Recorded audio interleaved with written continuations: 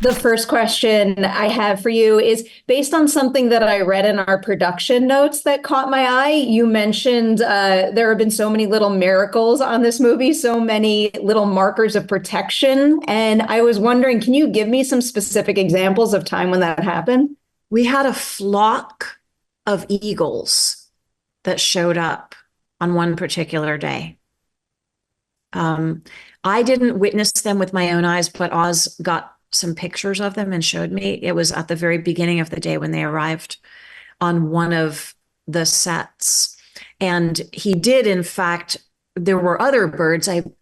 I do not remember in this moment if they were hawks or what they were. Maybe they were, I think they were something, I think they were crows. That's what they were. But he did capture a flock of crows on the same location where the eagles had been later that day when I'm walking out of one of the houses with blood. And every time I walked out of the house, they clapped some boards and got the birds to fly out behind me. I'm guessing that found its way into the movie. But so many little things like that. We're obviously accessing the dark side in this film, but in order to access the dark, you must be intrinsically connected to the light. And it's safe to say that all of us primarily involved with this movie, we felt very connected to divinity. And by showing this darkness, we're in an odd way elevating the light. That's how it felt filming it anyhow. What a lovely way to look at a process of making such a dark movie. I love that. Thanks.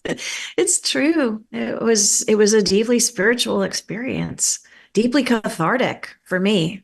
Oh, we got to get into everything you do in this particular role. The starting point with that, and I don't know if this is the way you work, but someone recently explained to me that, when they start a new role on a new project, there's always that period where like you're kind of on unstable ground, where you're uncertain, and then you do that scene or you have that moment where you feel like you have found who your character is to their core. Did you have that with Ruth? And if so, with what material? Every day on set, I felt like I was Ruth. And when the cameras were rolling, when I read this script for the first time, I had this chill, and I knew in every cell of my body that I longed to play Ruth, that I felt I knew how to play her. I understood all of her opposing facets and who she was and why she was and why she made the choices and why she said what she said and did what she did. I longed to play her. I prayed that I might have the privilege of being entrusted with Oz's Ruth. And then having met him on Zoom and had that call where he decided I was his Ruth, it all felt so divine. It truly did. And I could hardly describe the experience I had in channeling her, but that's what it felt like, as though I can hardly take credit for whatever she was. It was more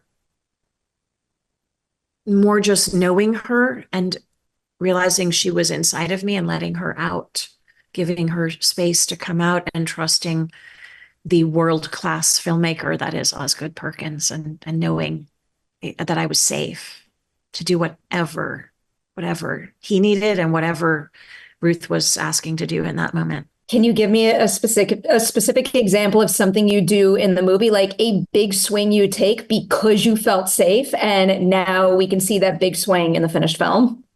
I felt safe every moment, but one scene in particular that sticks out in my memory is the scene with Maika where she comes back to our house and she sees me there with the doll and she's starting to piece all of the shit together, and the nightmare of that. when I take her in my arms. Oh, I'm just remembering as I'm saying this to you, I had a dream about that scene. In fact, I dreamed about that scene before I read the script. The script had arrived in my inbox, and I had a dream that night about that scene.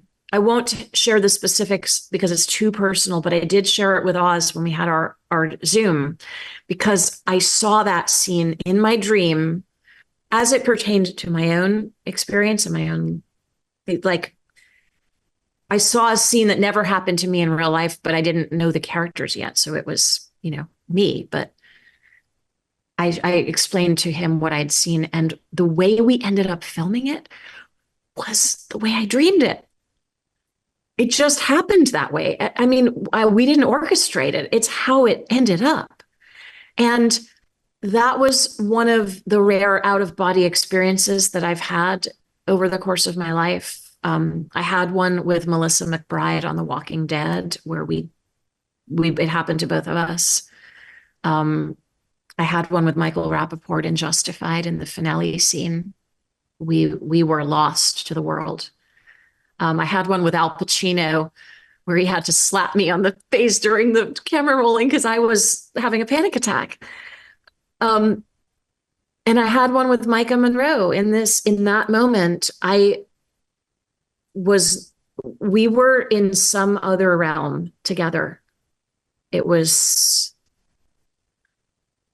not expecting that. It happened. The voice that came out of me wasn't mine. And I remember kind of looking at her from across the room as we went to our respective corners to get tidied up by the glam squad. And I think it was cold out that day, so we were bundled up and we kind of looked at each other like, what was that? Incredible. I love this so much. Your work in this movie is absolutely exceptional. Huge congratulations. I cannot wait for the world to see Longlegs because it is something else and you are something else in it. Thank you so very much.